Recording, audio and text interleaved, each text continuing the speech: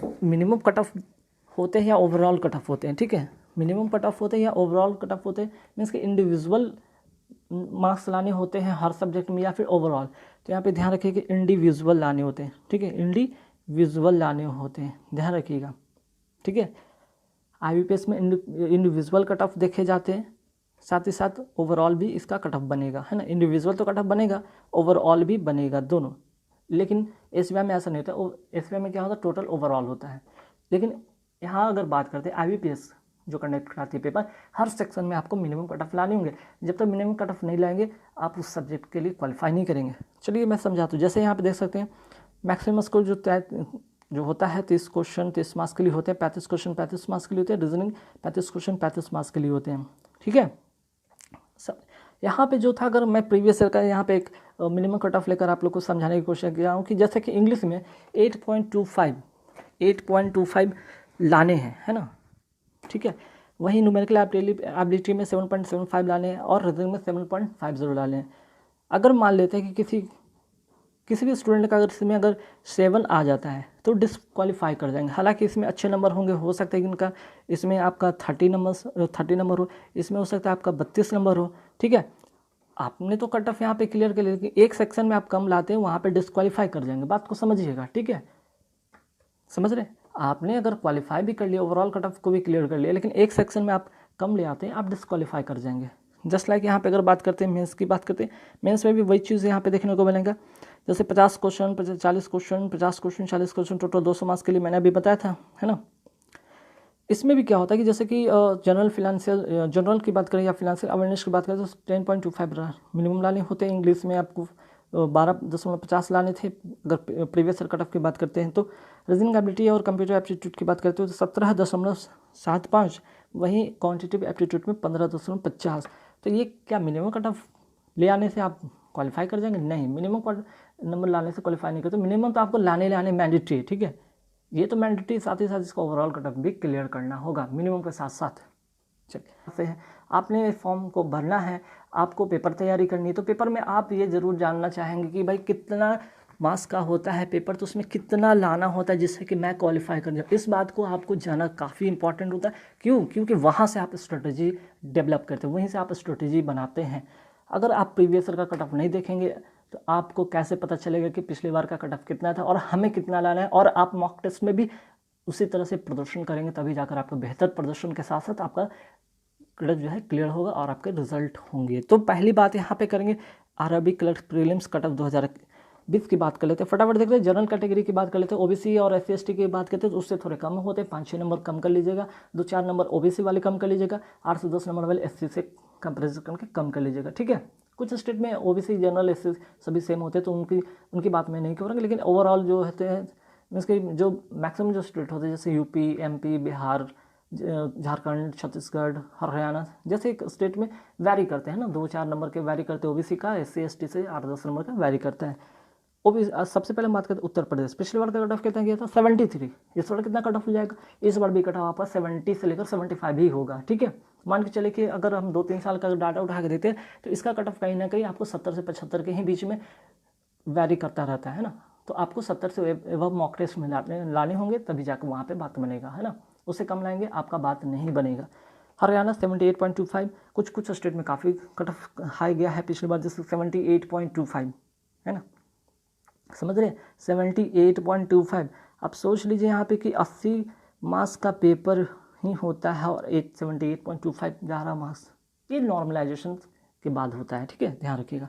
वहीं अगर मध्य प्रदेश की बात करें 66.75, गुजरात का 78.25, तेलंगाना का 71.25, बिहार का 75.5, राजस्थान का 78.75, वेस्ट बंगाल का 77.75, पंजाब का 78.5, असम का 69, छत्तीसगढ़ का 70.5, उड़ीसा का 79.75, लगभग आपका 80 आउट ऑफ 50 है ना। हिमाचल प्रदेश 71.25, आंध्र प्रदेश से 76.25, महाराष्ट्र 67, वेस्ट बंगाल 77.75, पंजाब 78.5, असम 69, छत्तीसगढ़ 70.5, जम्मू कश्मीर 73.5, ठीक है। तो देखिए होता क्या है यहाँ पे, ध्यान रखिएगा, आपका नॉर्मलाइजेशन, ठीक है, नॉर्मलाइजेशन एक आपको यहाँ पे बेनिफिट करता है। मान लिया कि आपने 80 में हो सकता है कि आपने 69 अटेम्प्ट किया हो और ये 69 का 69 सही हो जाता है, तो आपको नॉर्मलाइज करके याद रखिएगा यहाँ से 3 से 4 मार्क्स बढ़ने की काफ़ी ज़्यादा उम्मीद होती है। कुछ लोगों को 5 से 6 मार्क्स एक्स्ट्रा मिल जाते हैं। तो आफ्टर नॉर्मलाइजेशन के मार्क्स आपको दिखते हैं यहाँ पे, ठीक है, ध्यान रखिएगा। तो इस तरह का कट ऑफ। और हाँ, अगर बात करते हैं पिछली बार तो काफ़ी कट ऑफ गया है, ठीक है। ग्रामीण बैंक की अगर बात करें तो क्लर्क की काफ़ी ज़्यादा कट ऑफ हाई गया था, वजह था कि नॉर्मलाइजेशन, ठीक है। तो आपको नॉर्मलाइजेशन से अगर 3 से 4 मार्क्स या 5 से 6 मार्क्स आ जाते हैं तो सोच लीजिए कि अगर 6 मार्क्स आ जाते हैं तो 9 6 का 15, आपको 80 में यहाँ पे 75 आ गए, है ना, ध्यान रखिएगा। तो इस तरह से नॉर्मलाइजेशन मार्क्स के आधार पर यहाँ पे आपको कट ऑफ हाई देखने को बना है। हालांकि आपका जो है ये बेनिफिट देगा नॉर्मलाइजेशन कब, जब आप एक्यूरेसी 100% रखते हैं तब, ठीक है। चलिए कुछ स्टेट के बारे में और बात करेंगे, लेकिन यहाँ पे बात करेंगे अब मेंस की, ठीक है। IBPS RRB clerk mains cut off 2020 की बात करते हैं, जहाँ पे सिलेक्शन हुआ था। फाइनल सेक्शन, फाइनल अलॉटमेंट की बात करेंगे यहाँ पे।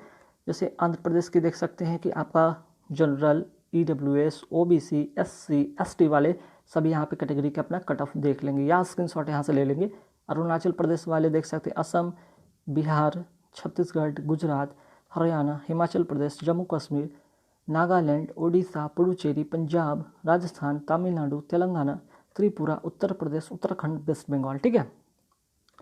चलिए इतना हो जाने के बाद आगे बढ़ते हैं, फिर से बात करते हैं जैसे कि मध्य प्रदेश, महाराष्ट्र, मणिपुर और मेघालय। चलिए अब हम बात करेंगे, यहाँ तो हो गया था RRB क्लर्क की बात, RRB ऑफिस असिस्टेंट की बात हो गई, प्रीलिम्स मेंस का मैंने कट ऑफ शेयर किया आप लोगों के साथ। अब यहाँ पे बात करेंगे IBPS RRB PO prelims cut off 2020 के बारे में। इसमें भी सेक्शन कट ऑफ होते हैं, जैसे कि रीजनिंग में आपको 11 कम से कम लाने होंगे, ठीक है, और क्वांटिटेटिव एप्टीट्यूड में 8.25, ओवरऑल में यहाँ पे 48.25, ठीक है। और स्टेट वाइड जो है आपका कट ऑफ तो वैरी करेगा ही करेगा, उसके अकॉर्डिंग भी आपको क्वालिफाई वहाँ पे करने होंगे, ठीक है। तो चलिए यहाँ पे स्टेट वाइड देखते हैं। अगर हम लास्ट ईयर की बात करते हैं, जैसे उत्तर प्रदेश का कट ऑफ कितना गया था, 47, ठीक है। PO का कट ऑफ कम गया था, लेकिन लेवल जो क्वेश्चन के थे वो मॉडरेट टू हाई थे, ध्यान रखिए ये चीज़। ऐसा नहीं कि मॉडरेट लेवल के थे, इजी टू मॉडरेट, इसलिए कट ऑफ भी 47 गया। तो ये आसान चीज़ नहीं, जबकि यहाँ पे पेपर के लेवल काफ़ी अच्छे थे, जिसके कारण यहाँ पे जो है कट ऑफ कम गया, है ना। हरियाणा 60.50, है ना। सोचिए इतना जो पेपर टफ था उसमें भी यहाँ पे हरियाणा कट ऑफ 60.50, समझ रहे हैं। मध्य प्रदेश का 44.25। वही बात करते हैं, मध्य प्रदेश की बात हो गई तो गुजरात का 59.75, असम का 41, छत्तीसगढ़ का 43.25, जम्मू कश्मीर का 52, तेलंगाना 48.25, बिहार 48, आंध्र प्रदेश 52.75, उत्तराखंड 61, उड़ीसा 62.275, हिमाचल प्रदेश 56.5, तमिलनाडु 54, राजस्थान 66, वेस्ट बंगाल 52 और पंजाब 59। अब यहाँ पे देखते हैं कि IBPS RRB PO mains final cut off आप सभी स्टेट वाइज यहाँ पे देख सकते हैं। Andhra Pradesh, Arunachal Pradesh, Assam, Bihar, Chhattisgarh, Gujarat, Haryana, Himachal Pradesh, Jammu Kashmir, Jharkhand, Madhya Pradesh, Maharashtra, Manipur, Meghalaya, Mizoram, Nagaland, Orissa, Puducherry, Punjab, Rajasthan, Tamil Nadu, Telangana, Tripura, Uttar Pradesh, Uttarakhand, West Bengal. तो गाइस यहाँ पे स्क्रीनशॉट ले लीजिएगा, ताकि आपको इसी के अकॉर्डिंग तैयारी करनी है, इसी के अकॉर्डिंग आपको मॉक टेस्ट पेपर देने होंगे। आपके पास मई का महीना है, अब इसके बाद आपको पूरे मई के महीने तो बचते हैं, साथ ही साथ जून पूरे महीना, जुलाई और अगस्त, ये 3 मंथ्स से लेकर 3 to 4 मंथ्स के समय है, ठीक है। 3 से 4 महीने हैं।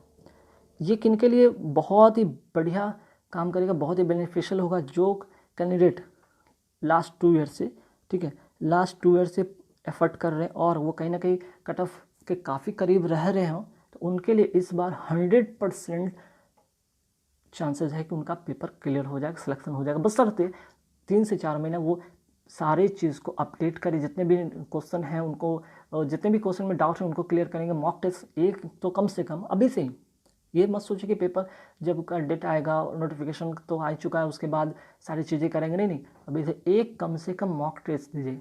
एक मॉक टेस्ट देने के बाद आप उसका एनालिसिस कीजिए और जो सेक्शन काफ़ी वीक है उसको बस मजबूत कर लीजिए। मॉक टेस्ट नहीं देंगे बैंक के पेपर में, आपका कभी भी आप सोचेंगे कि आप सिर्फ टॉपिक पढ़ लेते हैं और वहाँ जाकर डायरेक्टली बैठकर, ठीक है, आपका टॉपिक सारा क्लियर है, सारे क्वेश्चन बन जाते हैं। अगर आप सोचेंगे पेपर में जाएंगे सीधे बिना मॉक टेस्ट दिए तो आपके स्कोर अच्छे हो जाएंगे, नहीं हो पाएंगे, क्योंकि आपकी स्पीड नहीं आती है ना। आपका तो कॉन्सेप्ट सब चीज़ clear, everything is clear, but concept is not clear. Concept भी आपका क्लियर, बट स्पीड नहीं है, तब आप वहाँ पे फंस सकते हैं। स्पीड के कारण क्या होता है, आप मॉक टेस्ट देते हैं तो स्पीड आप काफ़ी मेंटेन करते हैं। अगर स्पीड आप मेंटेन करते हैं तो वहाँ से आपको एक्यूरेसी भी ध्यान रखना पड़ता है, क्योंकि आप स्पीड से बहुत ज़्यादा स्पीड से बनाते हैं तो आपको एक्यूरेसी भी गिरता है। ये चीज़ कहाँ पता चलेगा, आपके घर पे मॉक टेस्ट देंगे तो, ताकि आप जो मॉक टेस्ट दे रहे हैं स्पीड तो है, लेकिन अब यहाँ पे सवाल एक और मुश्किल खड़ा कर देगा, स्पीड तो है, एक्यूरेसी खराब हो रहा है, अब दोनों चीज़ मेंटेन करोगे, मीन्स कि speed with accuracy 100%, then selection will be 100%। ठीक है, ध्यान रखिएगा ये बात को। बस अभी से इतना ही चीज़ करेंगे।